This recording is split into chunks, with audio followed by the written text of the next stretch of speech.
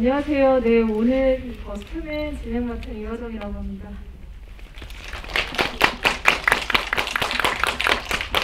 네, 오늘 4월 7일 서울시장 선거날이기도 하고, 그리고 또 하나 중요한 건 버스트맨의 개봉날이기도 합니다. 오늘 이렇게 개봉날 이 자리를 가득 메워주신 관객분들은 아마 이제 감독님과 배우분들이 잊지 못할 것 같다라는 생각이 드는데, 일단은 영화를 잘 보셨나요?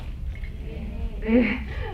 영화의 날씨와 바깥 날씨가 조금은 잘 어울리는 것 같다라는 생각이 들 정도로 조금 쌀쌀해졌어요. 스산해진 그런 느낌이 있는데 영화 분위기와는 또 이렇게 잘 연결되지 않나 이런 생각이 들고, 저는 이제 늘 그냥 사실은 지금 여기에도 많을 거예요. 먼지가 많겠죠. 저희 눈에 보이지 않지만.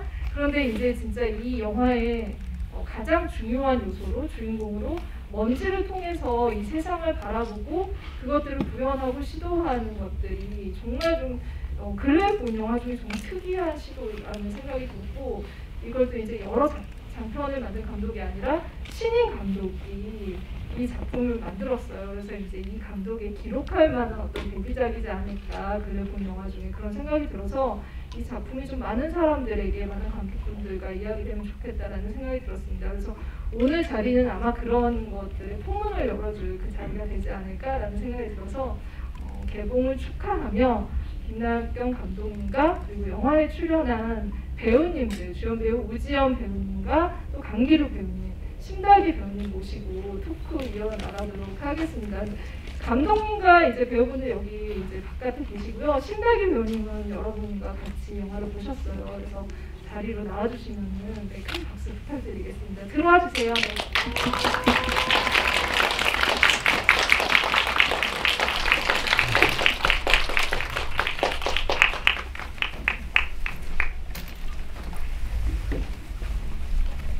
네, 그럼 착석을 하시도록 하겠습니다. 저만 착석하면 됩니다. 테이블이 꽤 긴데 가득 찰 정도로 많은 분들이 또 이렇게 자리를 메워주셨어요. 큰 박수 한 번만 더 부탁드릴게요.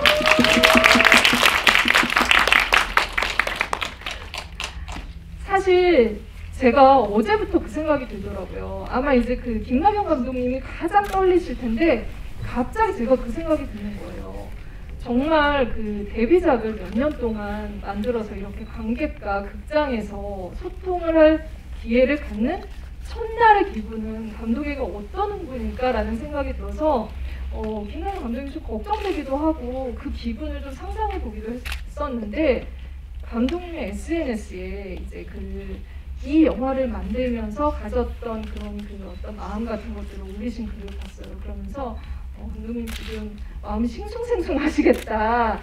기쁜 한편으로 그런 생각 들었거든요. 근데 진짜 그 시간이 지금 온 거잖아요. 극장 앞에. 그리고 또 특히나 이렇게 많은 관객분들이 오셨어요. 인사 말씀은 어떤 기분이신지, 네, 생애 첫 개봉 기념 인사 말씀을 듣도록 하겠습니다. 안녕하세요. 버스트맨을 연출한 김나경이라고 합니다.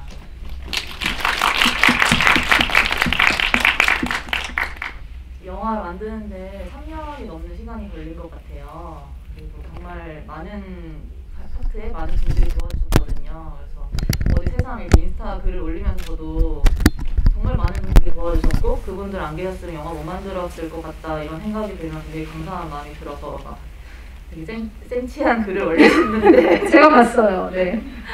네, 오늘 3년 만에 만든 이 영화를 개봉할 수 있어서 너무 감사하게 생각하고 있고, 또 이 개봉 첫날에 이렇게 와주셔서 정말 감사드립니다.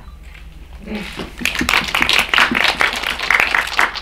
근데 감독님이 이렇게 긴장된다고 말씀을 하시지만 사실 오늘 자리는 사실 속으로는 좀 편안한 마음도 있으실 거예요. 그 이유는 옆에 이렇게 영화에 같이 고생을 같이 했고 이 영화의 완성도를 높여준 배우분들이 다 같이 있기 때문이 아닐까라는 생각이 들어서, 오늘 또 올블랙으로 어떻게 이렇게 얘기 서로 나누신 건 아니죠? 네. 이렇게 맞춰있고 이렇게 팀워크로 오셨는데 배우분들께도 인사를 좀 들어보도록 하겠습니다. 바로 또 옆에 강기루 배우님이 계셔서 강기루 배우님 먼저. 네. 안녕하세요. 도준을 연기한 강규름입니다. 반갑습니다. 저희 오늘 개봉했어요. 감독님이 많이 떨린다고 말씀을 하셨는데, 영화를 고생해서 찍기도 했고, 그리고 제가 모르는, 그러니까 후반 영역에서 엄청 공을 들이신 걸로 아는데, 그만큼 공을 들인 만큼 관객분들을 만나는 게 떨리는 것 같아요. 그래서 옆에서 보기에는 되게 뭔가 제 혼자 좀 뿌듯 흐뭇 뭐 이런 마음이 좀 들고, 또 오늘 고생한 만큼 감독님이 하실 말씀이 많으실 것 같거든요. 많은 질문해 주시고 또 좋은 얘기 나눴으면 좋겠습니다. 고맙습니다. 오늘 의도치 않게 다 감독님을 응원하는 이런 한마음이 된 것 같네요. 네, 신갈기 배우님과 영화를 보시고 또 이 자리에 착석을 하셨는데 인사 부탁드리겠습니다. 네, 저도 오랜만에 영화를 봤는데 나오고 있나요? 네. 마이크가? 잘 들리시나요? 네. 근데 보면 볼수록 항상 새로운 영화인 것 같고 되게 오늘 많이 와주셔서 너무 감사한 것 같아요. 감사합니다. 네, 안녕하세요. 저 태산 연기한 이지현입니다.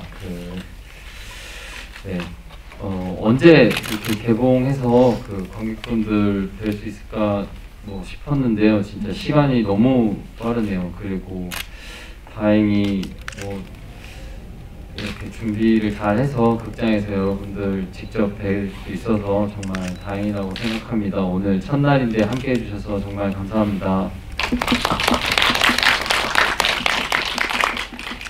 얘기하다 보니 제가 진짜 이 날이 보통 날이 아니구나라는 생각이 자꾸 들면서 오늘 자리를 잘 만들어가야겠다는 다짐도 같이 합니다.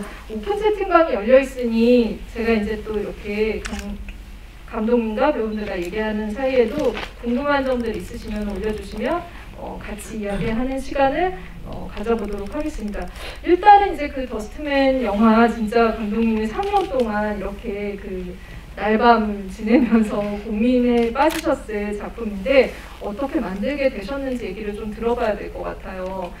진짜 미세먼지, 지금은 그냥 이제 미세먼지라는 말이 저도 그렇고 이제 여러분들도 떠나지 않고 이 공기라는 거에 대해서 이 정도로 좀 이렇게 안 좋게 생각한 적이 있었나 싶을 정도로 점점 이제 우리가 앞으로 어떻게 살아가야 될까라는 생각을 하게 되는데, 영화의 첫 장면부터 마치 SF 영화의 한 장면을 보는 것 같은 배경 속에서 이 인물들이 숨을 쉬고 있는 그런 모습을 보면서 이 갑갑함을 정말 잘 구현을 했다라는 생각이 들었어요. 그래서 왜 먼지에 주목을 하게 되셨는지, 왜 먼지 속에 머리를 그리게 되셨는지 감독님의 3년 전으로 한번 돌아가 보도록 하죠.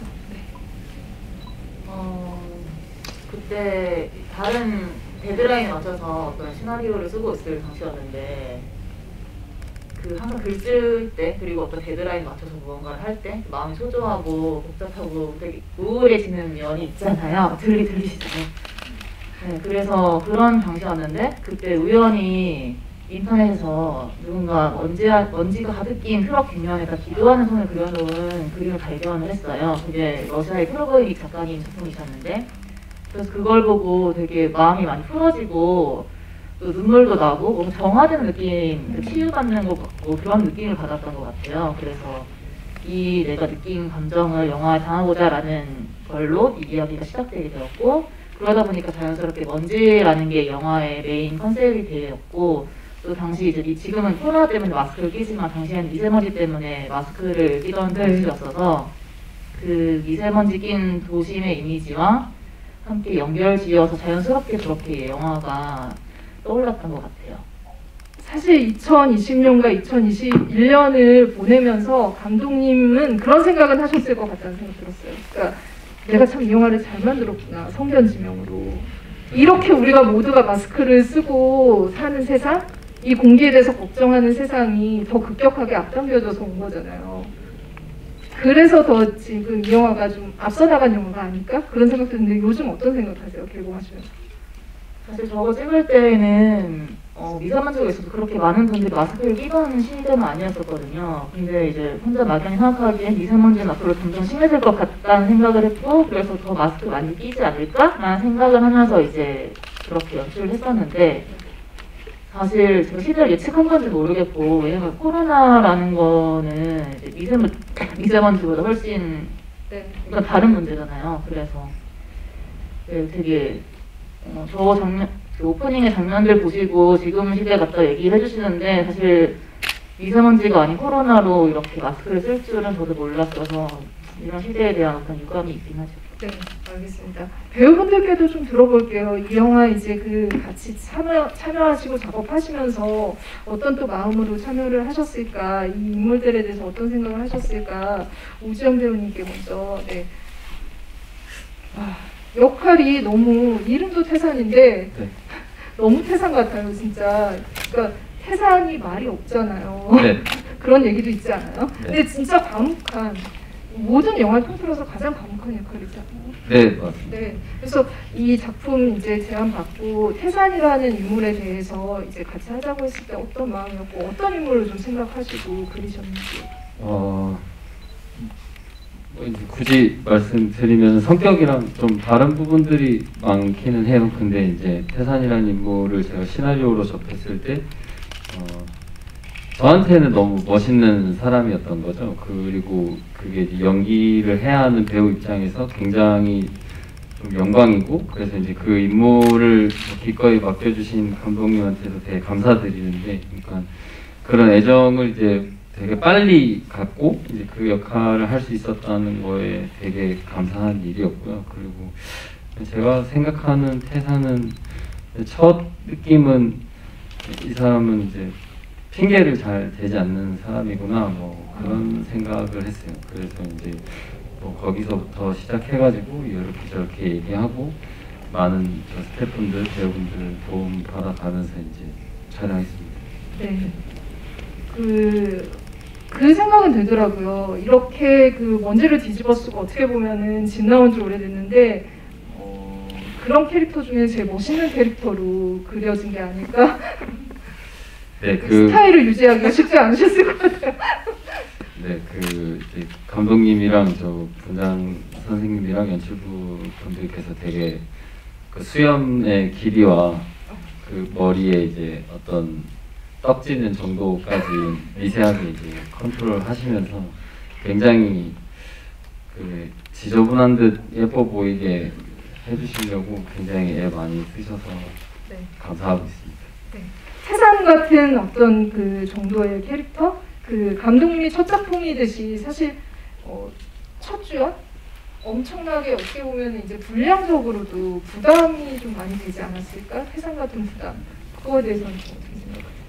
근데 사실 그 태산이 이제 그러니까 주연으로 이제 하는 일이 많지만 또 어떤 씬 안에서 사실 굉장히 좋은 에너지를 끌고 들어오는 다른 배우분들이랑 요소들이 너무 많았어요, 이제 영화에서. 그래서 뭐 후반에서는 이제 음악도 그렇고 아니면 현장에서 이제 그 그림들이나 뭐 좀 특별한 소재, 그리고 뭐 옆에 계시는 이제 신다기 배우님, 강기루 배우님 두 분 다, 그러니까 저는 항상 누구를 만나는데 이제 그때마다 좋은 에너지들을 많이 주셔가지고 사실 어깨가 좀 가볍게 연기를 할 수 있었습니다. 네.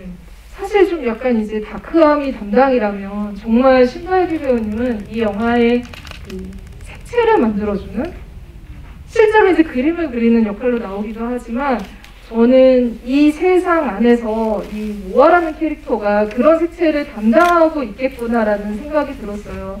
태산도 그거에 에너지를 받았다라는 얘기를 하는데 모아라는 캐릭터도 제가 이제 신다기 배우님의 여러 작품들을 봤을 때는 가장 어떻게 보면은 고민이 많은데도 경쾌한 역할이라고 해야 될까? 이 이제 밸런스를 좀 잘 맞춰야 되겠다라는 생각이 들어서 독특하다는 생각이 들었어요.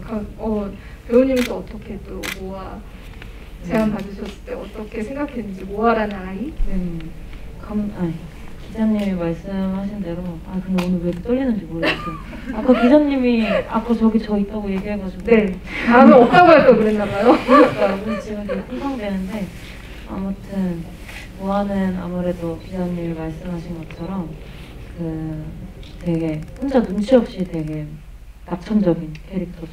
그래서 실제로 저도 시나리오 보고 톤이 너무 상반되다 보니까 그거를 방해하지 말아야겠다 하는 생각이 제일 컸던 것 같고, 아무래도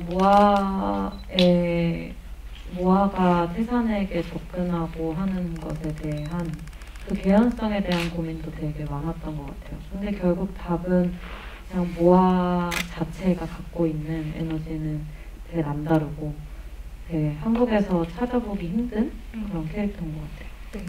그 사실은 저 자리에서 같이 이제 영화 보셨잖아요. 오늘 개봉날 진짜 배우님이 영화 보신 소감은 어떤지도 좀 들어봐야 될 것 같아요. 다른 배우님이랑 감독님은 사실 오늘은 영화를 안 보셨는데. 그러니까요, 왜 저는. 네. 아무튼 저는 GV 하기 전에 영화를 안 보면 좀 불안한 편인데, 네. 더군다나 오늘 개봉이고 하니까 또 매니저 언니도 오늘 처음 보신 거거든요. 네. 그래서 네. 네, 옆자리에서 네. 보신 네. 거예요. 네. 근데 매니저 언니가 있어서 더 떨리는 것 같기도 하고. 오늘 총체적으로 좀 떨리게 하는 그러게요. 모든 사람들이. 네. 근데 오늘 뭐가 보이시던가요? 오늘은 도준이 많이 보였던 것 아, 같아요. 진짜 신기한. 도준이 일단 네. 첫 등장부터 너무 매력적이고, 네. 네, 그랬던 것 같아요. 네, 알겠습니다. 그러면은 신달기 배우님께 가장 잘 보인 그 도준 역할의 강기루 배우님께 마이크를 드릴게요. 그 진짜 첫 등장부터 어떻게 이렇게 말투하며 그 동작하며 저 사람 진짜 여기서 오랫동안 그냥 바깥생활 했겠구나 싶은 정도의 그런 정도의 그 묵은 느낌을 주셨어요. 근데 아까 안 그래도 우지영 배우님 그 얘기 하셨잖아요. 그 머리에 떡짐 정도, 뭐 이렇게 수염의 길 이런 얘기를 했는데 정말 뭔가 지금 동시에 상영하고 있는데 머리 길이랑 수염에 대해서는 제일 할 말 많으신 분 아니세요? 어디 그 작품이랑 이 작품이랑 연결하기 힘들 정도로 달라 보인다? 이런 생각 들거든요. 네. 그러네요. 진우는 머리가 짧고 수염이 길고 도준은 머리가 길고 수염이 없네요. 수염 얘기를 또 캐릭터 만들 때 했었는데 이제 노숙 생활 하다 보면 수염 면도를 자주 할 수가 없으니까 이제 감독님과 분장 실장님은 도준은 수염이 없기를 바랬던 것 같아요. 뭔가 귀여운 그 상태를 유지하길 바래서 영화 안에 수염을 하는 면도를 하는 장면도 나오잖아요. 네. 그래서 이제 매일매일 면도를 한다 이런 설정을 넣었던 것 같고, 그리고 그 질문이 뭐였죠? 캐릭터? 네. 도준. 그 영화에서 도준이 좀 맡아줘야 하는 역할이 있다고 생각을 했어요. 좀 아무래도 주인공 태산이 무겁고 이야기 중심을 딱 정확하게 잡고 있다 보니까 약간의 어떤 숨쉴 틈이라든지 그런 부분을 담당해야 했는데, 또 연기하는 입장에서는 그런 부분을 담당함에 있어서 이 캐릭터가 가지고 있는 장애가 어떤 영향을 미치지 않길 바랬어요. 장애가 아니라 그냥 이 인물의 성격 개성이길 바랬고, 관객들에게 다가가는 모습이 그런 부분을 좀 나름 감독님과 함께 고민을 하면서 인물을 좀 만들어봤던 것 같아요. 네. 저는 이 작품이 어떻게 보면은 우리가 그 미처 돌아보지 못하거나 아니면은 이 편견에 사로잡힌 이제 홈리스라고 얘기하는 사람들의 편견이 있다면 도준이 가장 그걸 또 깨주는 역할도 하고 있지 않을까라는 생각이 들 정도로 굉장히 안정적인 그런 생활을 하고 있다라는 생각이 들었어요. 그냥 정말 여기서 평생 살아가도 이 사람이 행복하고 긍정적으로 살아갈 수 있는 캐릭터가 아닐까라는 생각 들었고, 그 태산한테 이런 긍정의 기운들을 주었던 사람, 그리고 앞으로 불러올 사람으로 이제 모아가 있어서 이 티끌 모아 태산이 완성된 것 같다는 생각이 들어서 티끌 같은 존재. 근데 이제 반짝반짝거리는 티끌 같은 존재가 도준이 아니었을까라는 생각이 듭니다. 근데 이 세 배우분들을 보면서 든 생각은 지금 어떻게 보면 이 많은 작품들이 만들어지고 있고 많은 작품들이 개발되고 있는데 거기서 가장 많이 떠올리는 배우가 이 세 배우예요. 이 세 배우의 이름을 떠올리지 않고 영화가 만들어질 수 있을까? 특히 독립 영화들 같은 경우에는 너무나 주목하는 배우들이고 너무 많은 이제 좋은 결과물들을 내고 있어요. 근데 김나영 감독님은 이제 캐스팅 하실 때는 이 정도로 폭발력이 있다라고 생각을 하셨던 건지, 어떻게 좀 이 배우들의 매력을 보셨는지, 배우에 대한 얘기들도 좀 말씀 부탁드리겠습니다. 사실 얼마 전에 화정 기자님이랑 전주 팟캐스트 네네. 녹음하고 왔는데 그때도 똑같은 말씀 드린 적이 있는데, 제가 연출 재질이 아니라 소속사를 차려야 될 것 같다고. 맞아요. 그 얘기 하셨어요, 감독님이. 네, 그러셔도 잘하실 것 같다고 제가 말씀드렸죠. 근데 사실 3년 전, 촬영은 이제 2년 전인데 2년 전에 캐스팅을 준비하고 있을 당시에도 이미 이 세 분은 매우 유명하셨어요. 네, 이미 유명하셨고 당연히 더 많은 작품에서 볼 수 있는 그런 배우분들이 되실 거라고 생각을 했었고, 네, 이제 그런 것까지 다 염두에 두고 우리 세 분을 캐스팅을 했지요. 네. 각각의 배우분들의 좀 강점, 같이 작업하시면서 느끼셨던 것들을 좀 얘기를 해주신다면, 정이라고 해야 될까? 네. 네. 먼저 옆에 계신 도준 배우님부터 네. 얘기를 해보면, 제가 도준에게 바랬던 거는, 도준이 세상보다 동생임은 분명하지만 동생이지만 사실 지난 2년간 더 엇나가지 않도록 세상을 붙잡아주는 인물이라 생각을 하거든요. 그래서 그런 의미에서 좀 든든하고 의지가 되기도 하는 인물이었으면 좋겠다. 그리고 그 자체로 순수함을 잃지 않았고, 제가 이제 귀여움이라고 표현했던 거, 그 인물 자체가 사랑스러워 보였으면 좋겠다는 표현에서 귀엽다고 표현을 했었었는데, 네, 그런 모든 다면적인 이미지를 다 가지고 있으면 좋겠다 생각을 했었어요. 근데 기르 배우님 정말 먼 것도 이미 많이 보셔서 아시겠지만, 귀여움은 별로 찾을 수가 없고 그래요. 근데 저는 너무 귀여워 보여요. 그리고 그때 당시 명태라는 영화가 있었는데, 네. 거기서의 그 따뜻하고 순수한 느낌이 있었어요. 그래서 그런 모든 면들을 고려했을 때 기르 배우님 당연히 너무 적임자였다고 생각을 했고, 네. 또 역할마다 되게 다른 모습을 보여주시는 배우분이셔서, 네. 과연 도준을 이 배우분이 한다면 어떻게 연기하실까 하는 면도 네. 궁금했었던 것 같아요. 맞아요. 그 부분에 있어서는 최고죠, 진짜. 자타공인 다른 모습.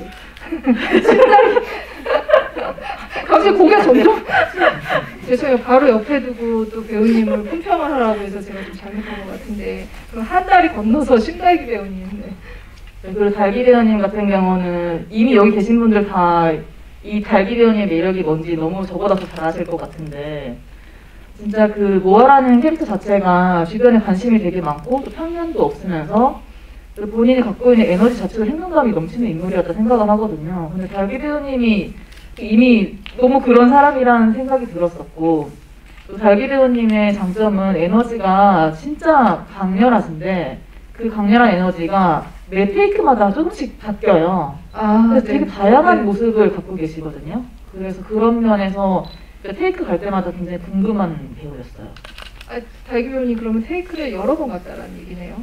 네. 얘기를 종합해보자면 여러 번. 그렇죠. 네, 고생하셨다고 합니다. 네. 우지연 배우님, 사실 우지연 배우님의 대사를 거의 지워버리는 또. 우지연 배우님 같은 경우는 문 열고 이제 첫 미팅 때 문 열고 걸어 들어오시는 순간부터 이게 회사입니다 이렇게 생각을 했어요. 뭘까 해가지고 네, 들어보고 싶어서. 네. 태산이라는 인물이 사실 말수가 적고 표정도 거의 없는 인물인데 되게 눈으로 연기하시는 배우라고 생각을 했거든요. 네, 그리고 갖고 계신 이미지 자체도 강인하면서 부드러운 면도 같이 갖고 계시고, 또 이제 연기를 하면서 같이 그 연기하시는 모습을 옆에서 지켜봤을 때는 진짜 정확하게 연기를 하시는 분이세요. 매 테이크마다 흔들림이 없으세요. 근데 제가 뭐 예를 들어서 방금 테이크 너무 좋았고 방금이랑 똑같이 해주시면 좋겠는데 중간에 이건 바꿔주실 수 있어요? 라고 얘기했을 때 그걸 정확하게 하세요. 그래서 정말 저도 하면서 너무 신기하고 정확한 배우다 이런 생각을 많이 했었던 것 같아요. 네, 그럼 우지연 배우님 진짜 어떻게 그걸 정확하게 수행을 할 수 있었나요? 그 좀 기억나는 장면, 감독님이 가운데만 바꿔달라고 했던 장면이 있었나요? 네. 사실 좀 전반적으로 저희가 테이크를 좀 많이 가가지고 약간 폭로성처럼 돼버렸다. 네. 뭐 하나 꼭 찍기가 굉장히 어렵습니다.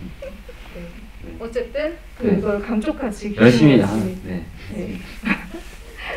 이 태산 캐릭터 어떻게 보면은 저는 먼지가 눈에 보이지 않지만 쌓여 있다라는 생각이 들고 거기서 중요한 게 태산이 움직이지 않고 이 자리에 부동의 자세로 있긴 하지만 굉장히 아픈 마음을 계속 안으로는 쌓아놓고 있고 그 트라우마가 어떻게 보면 영영 치유되지 않을 수도 있다라는 게 이 현재의 상황인 것 같아요. 근데 거기서 이제 극복하고 나아가려고 하는 걸 이 영화가 어떻게 담을지가 관건이었던 것 같은데 태산이 가지고 있는 그런 과거의 상처? 이런 거를 좀 어떻게 표현을 하시려고 하셨는지 그 부분이 좀 배우로서 전사를 만들어 나가야 되는 거잖아요. 영화에 보이지 않지만. 그리고 사실 연출적으로도 감독님이 그 부분은 많이 설명하지 않으셨어요. 네. 네, 그 사전에 어느 정도 전사나 이제 이전에 있었던 일에 대해서는 뭐 감독님하고 어느 정도 정리를 했었어요. 이제 했었고, 네, 저는 그냥 그 인물이 이제 태산이라는 사람이 이제 한없이 우울하게 보이면은 좋지 않겠다 이런 생각을 하긴 했었거든요. 그래서 좀 더 이렇게 이 사람도 뭐 맛있는 걸 먹으면 좀 좋고 그리고 뭐 도준이랑 재밌는 얘기를 하면 또 즐겁고 뭐 어떤 날은 또 좀 슬프고 그런 어떤 변화들이 있어야지 이제 태산이 기본적으로 가지고 있는 그 감정들이 더 잘 보이지 않을까라는 생각이었고 그리고 그 사건에 대해서 이제 이 인물이 갖고 있는 거는 뭐 제가 어떤 소설에서 읽었던 표현인데 이제 그 표현이 생각이 나가지고 그러니까 항상 이제 피를 흘리고 있는 종류의 상처인데 이제 그 당사자는 이제 그게 아픈 줄 잘 모르는 상태 뭐 약간 그런 거라고 생각을 네. 하기는 했었거든요. 그래서 이 사람은 그냥 계속 이렇게 그걸 알고 있으면서도 방치하고 뭐 그 고통에 대해서 오히려 더 책임지고 감내하려고 하는 사람이었고 그래서 약간 그런 모습이 저는 뭐 저한테 사실 그런 인물을 해볼 수 있는 거 굉장히 감사한 일이에요. 사실은 우리가 진짜 그 통칭해서 말하는 죄책감이라는 것들을 어떻게 보면 태산이 계속 그 내내 표현하고 있다라는 생각이 들었고 그 가운데 이제 그 집을 나와서 자기가 스스로 택한 홈리스의 생활을 버텨 나갈 수 있게 해준 거는 이제 도준이라는 존재였던 것 같아요. 근데 이제 두 분의 저는 티키타카가 되게 좋았다라는 생각이 드는데 그거는 캐릭터적으로 이제 배우들이 연기를 잘한 것도 있지만 원래도 두 분이 굉장히 오랜 기간 배우로서도 같이 고민을 나누고 서로 이야기할 수 있는 그런 부분들이 있었기 때문에 그게 뒷받침이 되지 않았을까라는 생각도 들었는데 강기루 배우님이랑 호흡은 또 어떠셨는지 네. 어떻게 또 만들어 나가셨는지도 좀 그때도 이제 어느 정도 그 친분이 있긴 했지만 사실 이제 더스트맨을 찍으면서 많이 이제 친해졌었어요. 이제 그리고 현장에 있으면은 뭐 이제 아무리 좋은 현장도 이제 때때로 그러니까 그 배우라는 이제 역할이 좀 외롭고 좀 쓸쓸할 때가 있는데 이제 아무래도 동갑내기 친구가 이제 같이 찍을 날이 있어서 이제 현장에 오면은 또 그게 반갑고 이제 뭐 이런저런 얘기도 하고 뭐 그거는 이제 달기 배우님하고도 좀 많이 그랬어요. 그래서 이제 내일 1차표 이렇게 보고 네. 뭐 둘 중에 하나가 온다, 뭐 아니면은 또 아는 어떤 배우들이 온다 그러면은 이제 좀 다행이다 이렇게 하고. 감독님 이렇게 테이크 많이 가실까 이런 얘기도 하시고 강기루 배우님이 귀여우시던가요? 우정 배우님도? 우리가 보듯이? 저는 사실 그 찍고 있을 때는 이제 어쨌든 도준이로 이제 강기루 배우님이 열심히 하고 있으니까 사실 이제 그 모습은 어떤 이질감이 없었고요. 근데 오히려 그 컷하고 쉬고 있을 때 네. 강기루 배우님이 굉장히 이질적이죠. 그럴 때 네. 모습이. 왜냐면 그건 강기루 배우님이 이제 앉아 있는 건데 이제 옷은 다 도준이로 입고 이제 분장도 도준이로 하고 있는 거니까. 네네. 네. 그럼 도준이가 갑자기 컷하면 되게 멋있는 목소리로 그쵸, 네. 또 사실 네. 한국 영화계에서 목소리가 제일 좋은 배우로 그쵸. 네, 지금 좀 전까지 자리를 잡고 계시기 때문에 도준이로 있다가 이제 네. 밥 언제 먹냐고. 꼭 이렇게 변환이 빨리빨리 되는군요. 네. 강기루 배우님 네, 뭐 물론 이제 뭐 귀여움을 압도적으로 담당하고 있는 건 사실이지만 저는 이제 이 세 분의 배우들 캐릭터들이 영화 안에서 한 가지씩 어떤 그 주제를 얘기하고 있다는 생각이 들어요. 아까 이제 그 정말 그 홈리스로서 생활을 계속했고 안정적인 생활을 하고 있고 그 안에서 자기 길을 이미 확고히 가지고 있는 인물이긴 하지만 영화의 그 이제 그 삼촌이라고 부르는 그 노숙인 홈리스 그분이 돌아가시면서 그 얘기를 하고 있잖아요. 계속 이렇게 살아가지 않았으면 좋겠다라는 얘기를 하고 그 부분에 대해서 어떻게 보면은 도준도 변화할 수 있는 가능성을 가지고 있다라는 점에서 이 홈리스에 대한 생각들도 이 역할을 통해서 다시 하게 되고 그런 것들을 다시 표현하고 싶은 마음도 있으셨을 것 같다는 생각이 들거든요. 영화를 준비하기 전이나 촬영할 때는 사실 그런 생각은 하지 못했고 영화를 다 찍고 나서 영화를 볼 때 오히려 그런 생각이 좀 든 것 같아요. 그리고 좀 다른 얘기지만 홈리스와 관련된 다큐멘터리를 다른 영화제에서 본 적이 있는데 그러면서 더스트맨 촬영했던 것도 생각나고 그때 실제로 서울역에서 뵀던 실제 홈리스 분들도 생각이 나고 그래서 이분들이 어떤 사연이 있어서 길거리에 나오게 됐을까 그런 것들을 좀 뒤늦게 종합적으로 좀 생각을 하게 됐던 것 같아요. 그리고 도준 아까 말씀하신 것처럼 김씨 아저씨가 돌아가시고 그리고 태산이 우리가 생활하던 그곳에 늘 있던 그 차가 태산이 차라는 걸 알게 되고 나서부터 도준에게는 좀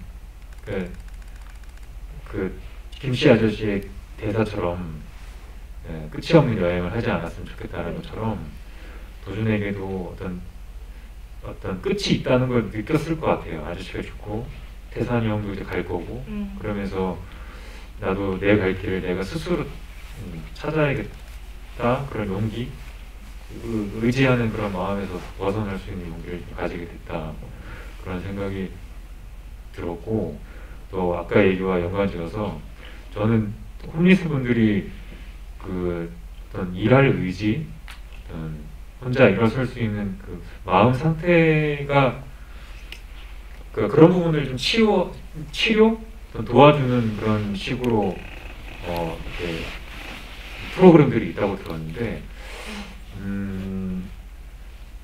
그 영화 안에서는 도준이 뭐 그런 도움을 받는다기보다는 그것과 유사하게 극적으로 김씨 아저씨랑 태산에게서부터 그런 마음의 치료 그런 것들을 받게 되어서 살아나갈 용기를 얻었다고 생각이 들어요. 네.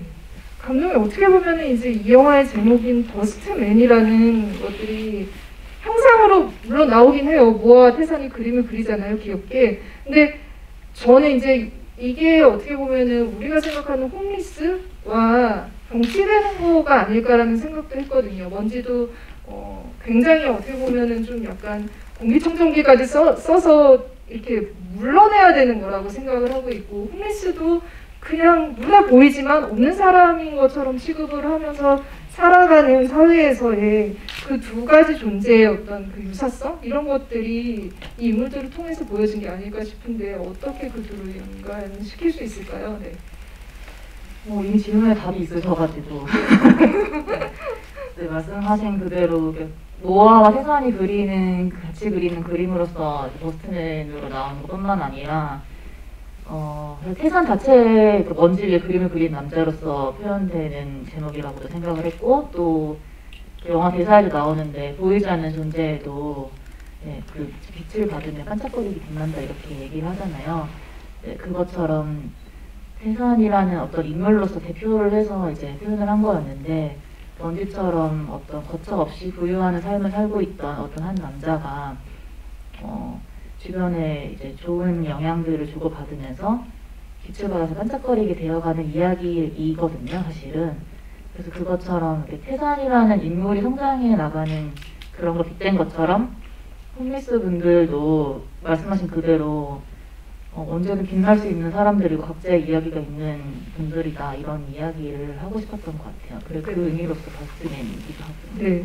저는 그래서 사실은 이제 이 홈리스들의 어떤 전반적인 문제이기도 하지만 지금을 살아가는 청춘들의 이야기로 이 이야기가 읽힐 수도 있다라는 생각이 들고, 그럼 진짜 이 먼지 쌓인 세상에서 이들이 길을 잃지 않고 집을 찾아갈 수 있는 그런 방법이 무엇일까에 대한 해답까지 이 영화가 분명하게 이야기를 하고 있고, 거기에는 영화를 만드는 감독님, 그리고 영화를 이렇게 연기를 하는 배우님들의 그런 아티스트로의 마음들도 충분히 담겨있다라는 생각이 들거든요. 그리고 그걸 가장 상징적으로 보여주는 캐릭터가 모아라는 그 색깔이라는 생각이 들어요. 그래서 신달기 배우님은 그 부분에 대해서 진짜 고민 많이 하셨을 것 같기도 하고, 또 이제 배우로서 이런 부분들에 대해서도 모아를 통해서 다시 한번 좀 점검하는 시간도 되지 않았을까? 모아라는 캐릭터가 가지고 있는 긍정적인 부분, 지점들 어떤 거라고 생각하셨는지.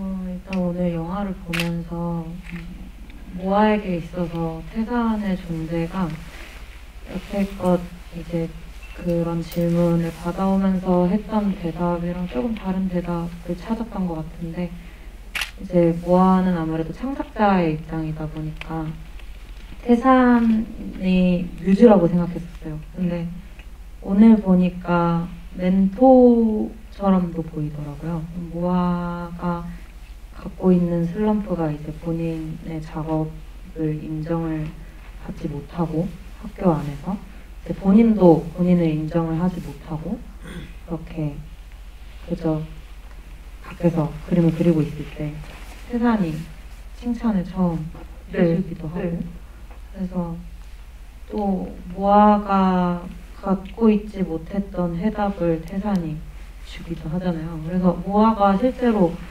그 전시회장에서 했던 얘기가 거의 태산이 했던 얘기랑 똑같아요. 사실 영화의 주제이기도 하죠. 네, 그래서 진짜 태산이 마냥 뮤즈가 아닌 모아에게 멘토였구나. 그리고 모아가 마지막에 이제 태산이랑 둘이 졸업 전시회 전에 그린 그림도 누군가의 손이잖아요. 네, 그 누군가를 언제나 바래왔구나, 모아는. 근데 그게 태산이 되어준 것 같아요. 네. 저는 진짜 감독님께서 이 영화를 만든 이유도 거기에 있지 않을까라는 생각이 들 정도로 이 시기에 창작을 한다는 거, 이 어려운 이 환경 속에서 창작을 한다는 거, 예술을 한다는 거에 대해서 정리를 한번 오늘 이 자리에서 한번 해주시면 좋을 것 같다는 생각입니다. 예술에 대해서 이 시나리오가 이제 처음 쓰게 됐던 배경 아까 말씀드렸는데, 그때도 이제 창작을 하던 당시였고 다른 글을 쓰고 있던 당시였는데, 창작이라는 게 정말 모아가 얘기하는 것처럼 길을 잃는 순간들이 되게 많다는 생각이 들어요. 그래서 저도 아직까지는 모아가 자신의 그림을 찾아나가고 있던 그 과정에 있는 것처럼 저도 아직 찾아가고 있는 게 아닐까라는 생각을 하고 있고, 언젠간 저도 모아처럼 길을 찾았으면 좋겠고. 근데 이제 혹시 잠깐 집 나온 적도 있으세요? 저는 집순이여가지고 집에 있는 거 정말 좋아하거든요.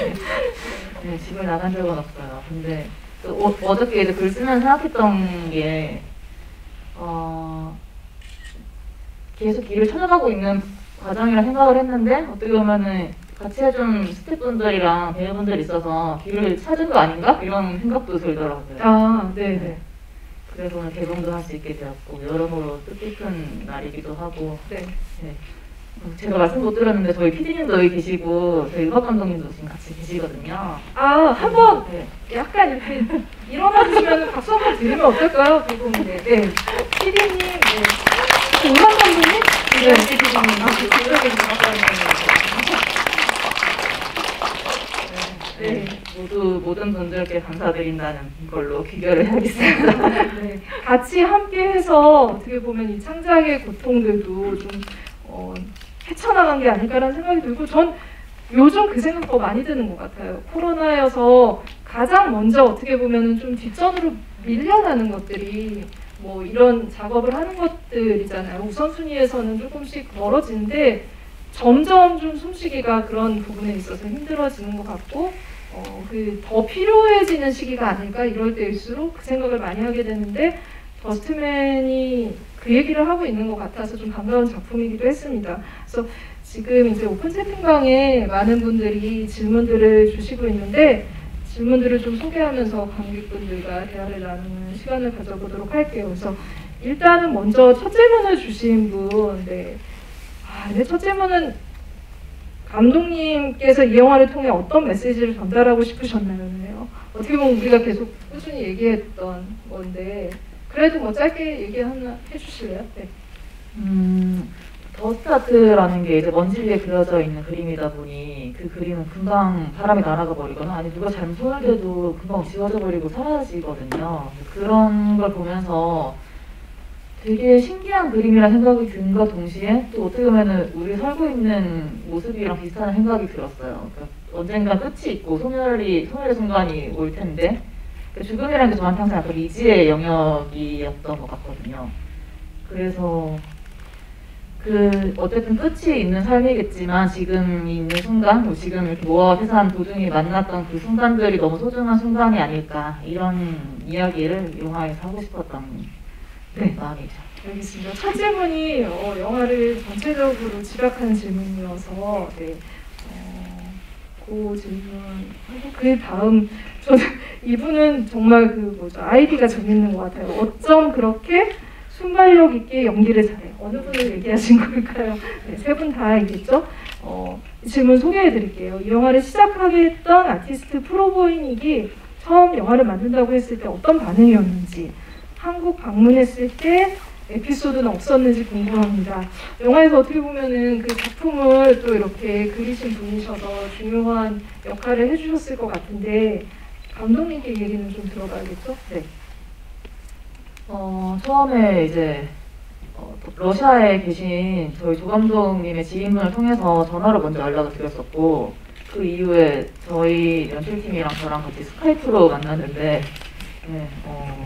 그 스카이프 하던 순간들이 떠오르네요. 뭐 하이니가 아니라 뭐 이러면서 만났거든요. 네, 신기해하셨던 것 같아요. 그 본인의 그림을 가지고 시나리오를 썼다는 것 자체도 어떻게 보면 신기할 수 있고 또 그 이제 본인이 이제 촬영하러 오셨을 때 그 얘기 하셨거든요. 저희가 기도하는 손 그림 태산이 그리고 나서 그 트럭 운전사가 내려서 뭐 하시는 거냐고 이렇게 얘기를 하잖아요, 처음에. 근데 본인도 그 기도하는 손 그림을 그릴 때 트럭 아저씨가 내리셔가지고 뭐 하시는 거예요? 이렇게 얘기를 하셨대요. 네, 그래서 그런 얘기 하셨던 기억이 나네요. 근데 진짜 사실 모아도 그래피스트고 이들이 되게 해적 같은 그런 취급을 당하잖아요. 예술을 하고 있지만 어떤 부분에 있어서 불법의 그런 것들을 하기 때문에. 근데 그분은 주로 다 그렇게 큰 트럭 뒤에다가 그림을 그리시더라고요. 네.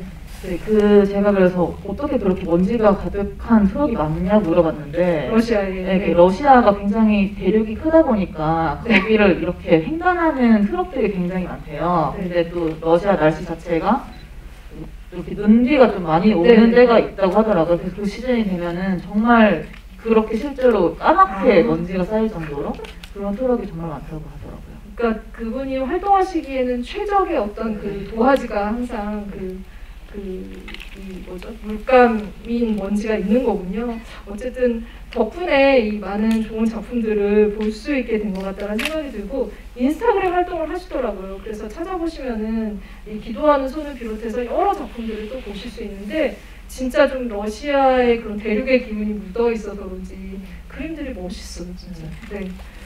알겠습니다. 또 다음 질문 드리기 전에 약간 GV 집중할 수 있도록 사진 소리가 다른 관객분들에게 그 찰칵 소리가 조금 방해가 되니 조금 자제해 주시면 좋을 것 같습니다. 네. 저희가 계속 강기루 배우님 이제 귀여움에 대해서 좀 얘기를 하는 시간에 많이 하려를 했는데 그래서 기루 배우님의 도준 말투 듣고 싶어요, 귀여워요 하시는 요청이 들어왔어요. 이거를 또 그냥 제가 넘기면 안 되잖아요. 그래서 네. 잠깐 도준에 빙의해 주실 수 있으십니까? 네. 대사를 정해주시면 하는 게 좋지 않을까요? 그럴까요? 네. 제가 그러면은 처음에 등장하실 때 했던 대사를 제가 그럼 네. 어떨까? 하신 거죠? 예. 박수 쳐주세요. 약간 그 이렇게 되게 좋은 목소리를 가려야 하는 게 난제네요. 그 도준의 목소리는 그죠? 네.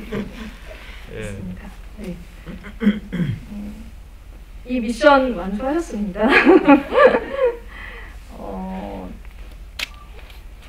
감독님이 영화에서 가장 좋아하는 장면은 무엇인가요? 감독님께 질문이 들어왔어요. 네, 가장 좋아하시는 장면 감독님께 들어보도록 하겠습니다. 저는 두 장면을 좋아하는데 네. 하나는 올빼미를 태산이 모아이 그려주는 장면이고요. 그리고 하나는 맨 마지막 시퀀스인데 그거는 이제 먼지가 다 날아가고 태산이 숲에 누워있는 그 장면까지 연결되는 그 시퀀스를 굉장히 좋아합니다. 네. 네, 두 개의 장면을 선택을 해주셨고 우지연 배우님께도 질문이 있어요. 태산이 처음 차에 그림을 그리고 뷰를 받았을 때 어떤 기분이었을까요? 표정에서 살짝 우슬락말락하는 것 같기도 해서 배우님 어떻게 생각하고 그 장면을 연기하셨는지 궁금하시다고.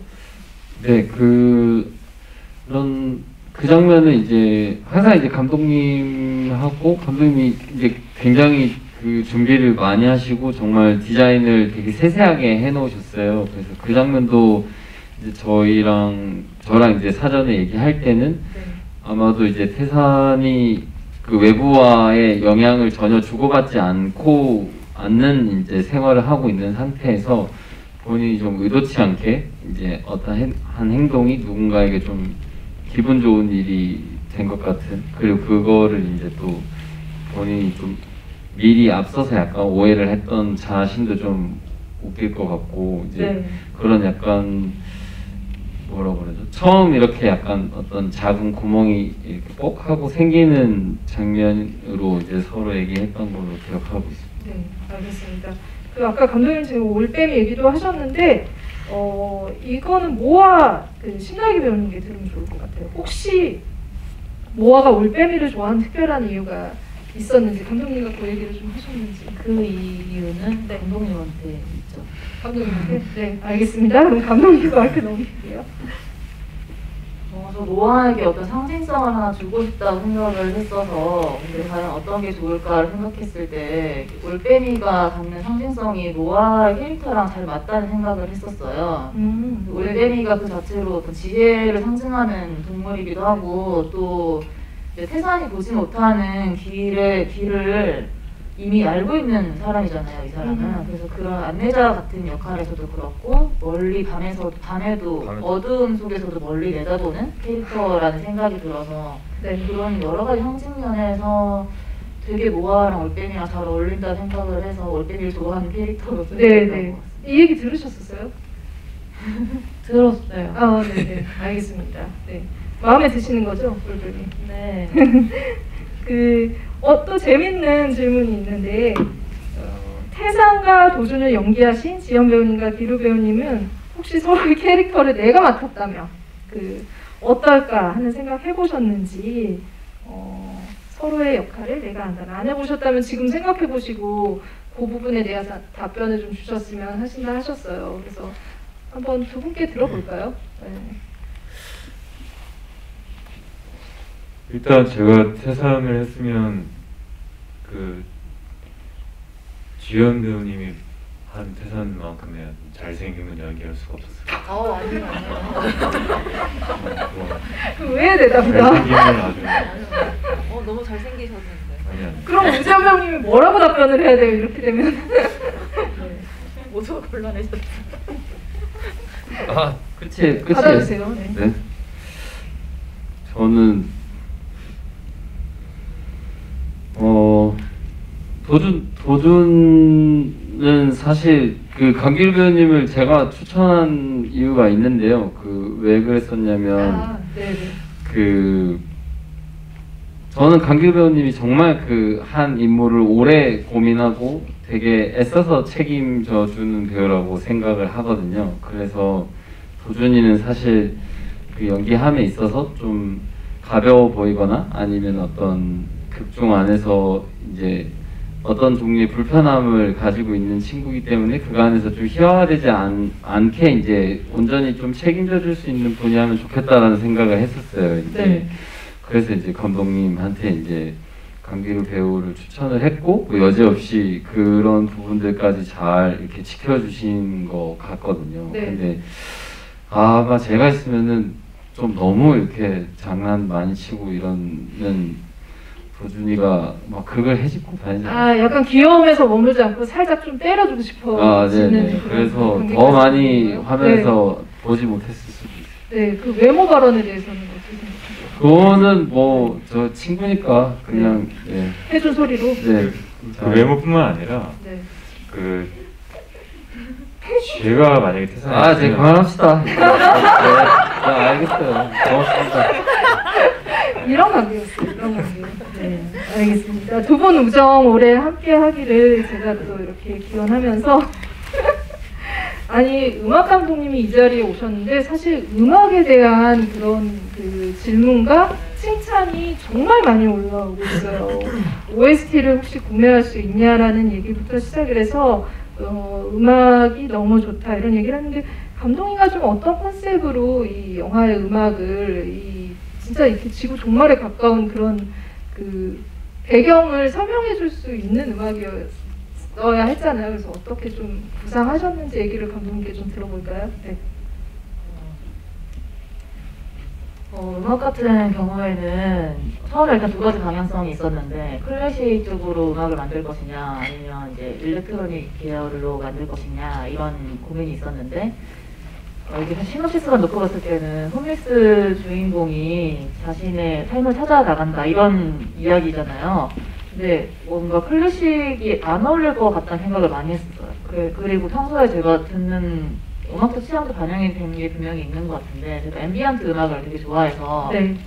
그 음악을 많이 들었고 그 시나리오 쓸 때도 이제 그 음악들을 들으면서 장면을 상상하고 그렸던 부분들이 있었고 네, 그리고 이제 편집 단계에서도 제가 이제 레퍼런스로 제가 좋아하는 앰비언트 음악들을 몇 개 넣어놨었거든요. 그래서 네, 그런 음악으로 톤을 잡았고 그리고 이제 그 이후에 저희 음악 감독님 말씀으로는 한 5, 60곡 정도 만드셨는데 그걸 다 못 쓰게 됐다고 얘기를 하셨거든요. 네, 이게 영화 톤 앤 매너가 완전히 장르물도 아니고 그렇다고 엄청 정적인 어떤 영화도 아니고 그러다 보니까 그 톤 앤 매너 잡는데 굉장히 시간이 많이 걸렸었던 것 같아요. 그래서 아마 진짜 한 번도 그 경험해보지 못한 장르의 음악을 하셨을 것 같은데 5, 60곡이나 만드셨으니 거기서 이제 그 하신 결과물이 아닐까라는 생각이 들고 진짜 OST 이 정도면은 OST는 네. 곧 발매하실 예정이신 것 같습니다. 아, 네. 질문 주신 분들은 구매하시는 거죠? 네, 그러면은 기다리도록 하겠습니다. 박수 한번 드릴까요, 음악 감독님?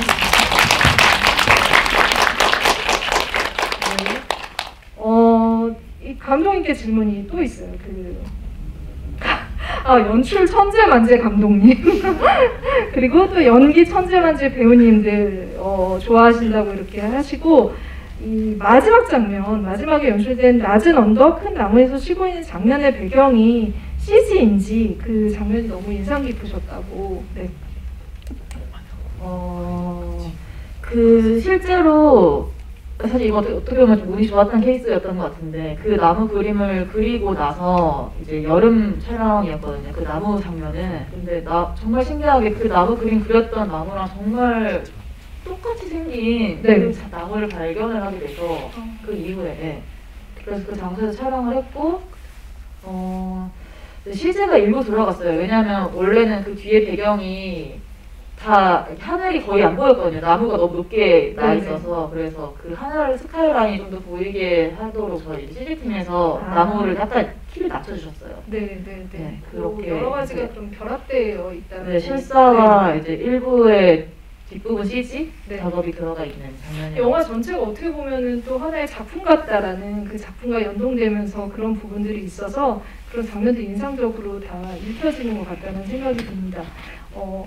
배우님들에게 이 질문은 드리면 좋을 것 같은데 배우님들이 각자가 생각하는 캐릭터의 명대사 궁금해요라는 질문 주셨어요. 근데 사실 이제 그 캐릭터들이 인물들이 하는 말들이 좀 받아 적고 싶을 정도로 약간 우리한테 지금 주는 인생 철학 같은 대사들이 많아서 저도 좀 궁금한데 배우님들께 좀 기억에 나는 대사들이 있으면 어떤 대사를 밀고 싶은지 얘기 들어볼까요? 이정 배우님 먼저 볼까요? 저는 지금 번뜩 생각하면은 네. 모아 전시회를 보고 나와서 네. 그 졸업 축하한다고 하면서 이제 진짜 멋있다고 하는 그 대사가 네. 저는 좋은 것 같아요. 그 진짜 멋있어요라고 하는 그 말이 좀 여러 가지 의미를 담고 있는 것 같아서 네. 네, 그걸로 뽑겠습니다. 네. 알겠습니다. 진짜 멋있어요. 이게 그냥 단순히 한 얘기가 아니라 정말 어떻게 보면은 의미를 주고 있다. 네. 네, 알겠습니다. 신다기 배우님 진짜 좋은 대사들이 많았었던 것 같아요. 네. 네, 진짜 좋은 대사들이 많은데 저한테 인상적인 대사는 네. 모아가 태산 그 자기 작업실에 불러와서 아저씨가 아저씨는 왜 아저씨 같은 사람이 왜 서울역에서 지내요? 이런 질문을 하는데 네. 그게 굉장히 모아스러운 질문인 것 같아요. 어쩌면은 너무나도 순수한 인물이고 편견이나 선입견이 굉장히 없기 때문에 그런 질문을 할 수 있지 않은가 싶어서 그 대사가 되게 인상적인 것 같아요. 그리고 그 대사를 배치하신 게 되게 좋은 것 같아요, 감독님이. 네. 모아 캐릭터 같다, 더 그게. 네. 그랬던 것 모아가 약간 이렇게 먼지를 날리는 것 같은 그런 대사들을 맞아요. 이렇게 쌓여있는 먼지를 좀 날리는 것 같은 그런 약간 공격적인 것도 많이 하고 좀 이렇게 톡톡 튀기도 하고 이러는데 저는 모아는 그 대사 좋았거든요. 제가 이제 그리면 사람들이 와서 이제 뭐 이렇게 지우고 가는 게 그거에 대해서 속이 시원하다라고 얘기를 하는데 되게 모아 같다라는 생각이 들어서 그것도 또 기억에 남네요. 네. 강기루 배우님 도준의 어떤 그 대사 중에 기억에 남았었던 대사가 있어요. 도준 대사요? 네, 도준. 다른 대사 생각. 제가 어렵다 이거는. 도준 대사요?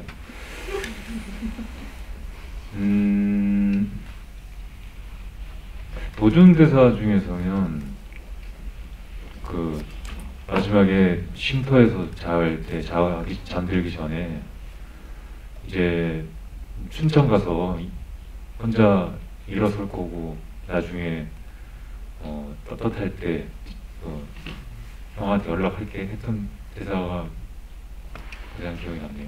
네, 네, 알겠습니다. 아니 그 관객분들도 이제 기억에 남는 대사들을 써주시고 계세요. 모아 대사 중에 제일 좋은 게 좋은 냄새가 나 이게 좋으셨다고 모아 하시는데. 대사 중에 네. 씻었어요? 그 대사가 애드립인가요? 아니면 그거 다 애드립이었는데 그거 되게 억텐이었어요. 버스맨에게 씻었냐고 말하는 거는 되게 의미가 그쵸? 있으시잖아요. 네, 네. 황골 탈 때 약간 이런 느낌? 네. 씻으셨 거 맞죠? 네, 그날 네.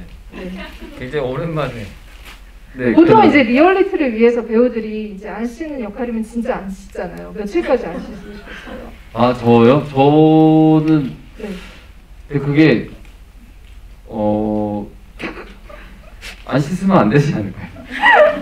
네, 네. 매일매일 씻고 다시 이제 그 분장하고 씻고 그랬습니다. 네, 알겠습니다. 자꾸 네 관객분들이 클린 섹시 막 이런 거 네, 올려주셔가지고 알겠습니다. 좋은 대사들이 많아서 아마 이제 관객분들도 기억하시고 기록하시는 대사들이 많을 거예요. 이런 것들 찾아보는 재미도 있을 것 같습니다. 네. 질문을 그러면은 여기까지 하고 정리를 할까요? 하나만 더 할까요? 이거 감독님한테 하나만 더 이제 그림에 대한 질문이 사실은 조금 많아가지고 이거 하나만 더 할게요. 모아가 처음 터널에 그렸던 그림이 어떤 의미를 가지고 있는지 한번 클로즈업도 하셨던 것 같은데 어떤 의미인지.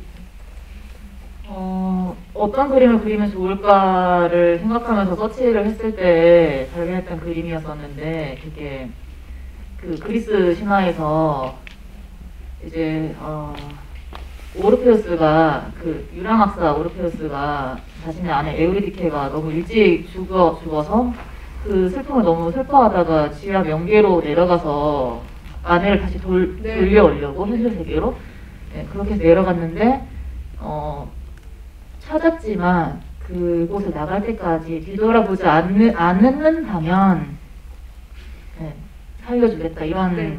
제안을 받는데도 불구하고 이제 근데 결국 뒤를 돌아보음으로 인해서 아내를 명계에 놓고 올 수밖에 없었거든요. 그래서 그런 어떤 죽음에 대한 테마가 되게 잘 맞다는 생각도 들었고, 그리고 이제 모아 대사 중에도 뒤를 돌아봐야 앞을 볼 수 있다 이런 대사들이 있었잖아요. 네. 그거랑 또 사실 그 태산이 두 번의 죽음을 영화에서 맞닥뜨리는데 첫 번째 노숙인의 죽음에 대해서는 제대로 보지를 못해요. 네. 근데 그 마지막 부분에서 김씨 아저씨의 죽음에 대해서는 응시를 하고 또 수연 동생 친구 죽은 친구 동생의 집에 자동차를 돌려주고 나오면서도 뒤돌아보는 장면이 한 번 있거든요. 네. 그래서 어떤 뒤돌아보는 이미지를 거기서 가져오기도 했었고, 그래서 그 그림에서 보면 원래 그림은 두 사람이 다 앞을 보고 있는데 저는 뒤돌아보는 걸로 그려달라고 했던 게 이게 그 그림 자체가 태산이 죽음에 대한 트라우마를 수용해가는 어떤 과정을 담고 있는 그림이라 생각이 들었어요. 그렇게 그렸을 경우에. 네. 그래서 태산은 뒤를 돌아보고 있는 걸로 그려달라고 부탁을 드렸었고, 태산이 뒤를 돌아봄으로써 이 죽음을 수용해가는 어떤 상징적인 의미를 넣고 싶었는데 굉장히 구구절절하게 설명하고 있네요 지금. 그런데 이렇게 그런 의미로 얘기를 그렸습니다. 듣고 보니 진짜 이 영화에 나온 작품 하나하나가 이 인물들의 어떤 그 마음과 연결이 되고 또 캐릭터를 상징하기도 하고, 그래서 마치 전시를 보는 것처럼 또 이 작품을 한번 보고 나서 다시 또 그림을 유심히 보는 또 그 기회를 가지셔도 굉장히 더 다른 것들이 보이지 않을까라는 생각이 들어서 감독님 해설이 도움이 많이 됐던 것 같다는 생각이 듭니다.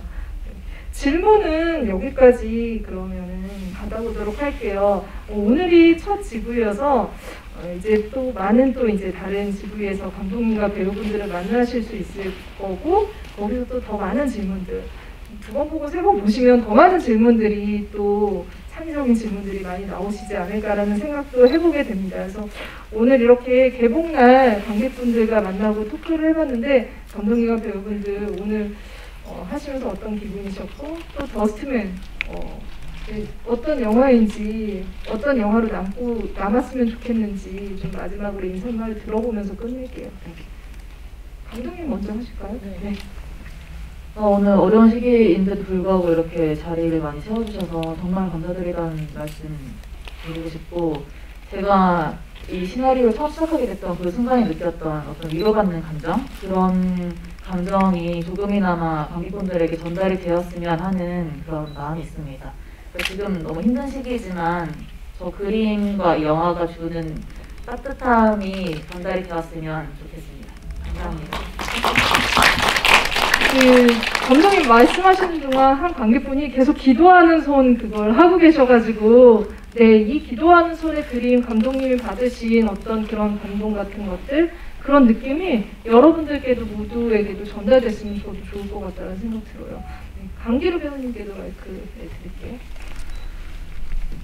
저는 이 더스트맨이 희소한 소재와 스타일을 가진 영화라고 생각이 들어요.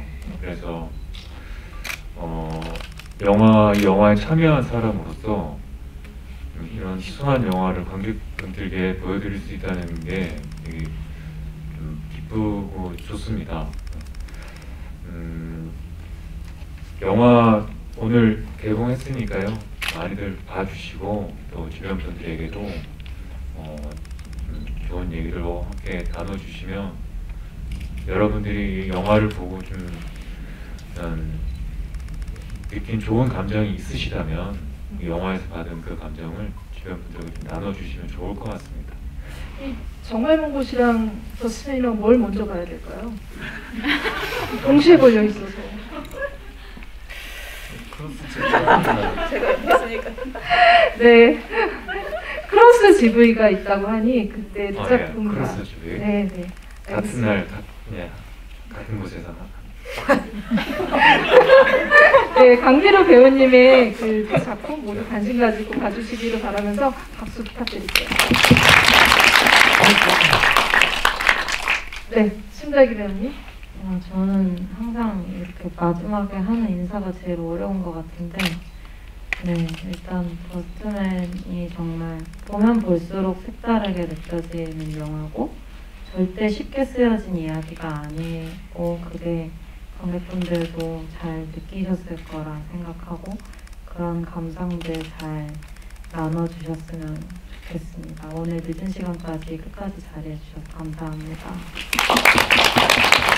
벌써 이 캠핑방에 이 영화 4번 보신 분이 이 개봉날인데 벌써 4번 보신 분이 있을 정도로 한 번 보면 빠져드는 영화임에는 확실한 것 같아요. 그래서 신자기 배우님 말씀처럼 보면 볼수록 볼메인 영화 많이 또 이렇게 다시 봐주시면 좋을 것 같습니다. 네, 무지영 배우님. 네, 그 극장에서 사실 이렇게 뵙기가 참 어렵고 그래서 새삼 정말 그 소중한 시간인 것 같다라는 생각을 하게 되는데요. 더스트맨이 이제 그 영화를 저희가 뭐 감독님께서 기획하고 저희가 만들고 이제 마지막 단계를 사실 오늘 일어나서 생각해 보니까 영화 기다려 주시고 이런 시국에도 영화 보러 와주시는 이제 관객분들 덕에 물론 이제 그 개봉할 때 또 많은 분들이 도와주셨지만 관객분들 함께 해주시니까 또 가능한 것 같다는 생각을 했었어요. 그리고 뭐 이제 저희가 오픈 채팅방을 많이 읽어보면서 뭐 감상이나 이런 것들을 사실 저희가 이렇게 라이브로 이렇게 볼 일이 잘 없는데 그쵸, 이런 네네. 것들 이런 거가 이제 저한테도 그리고 이제 배우들한테도 그리고 감독님이랑 다 되게 감동일 것 같아요. 그래서 더 좀 여러 군데에 이제 여러분들 감상 써주시면 저희가 이제 열심히 찾아서 또 읽어보고 하거든요. 그렇게라도 또 소통했으면 좋겠고 저도 그 GV 열심히 참여할 수 있도록 네. 네, 노력하겠습니다. 부디 이제 건강하시고요. 네, 오늘 와주셔서 정말 감사합니다. 네, 고맙습니다.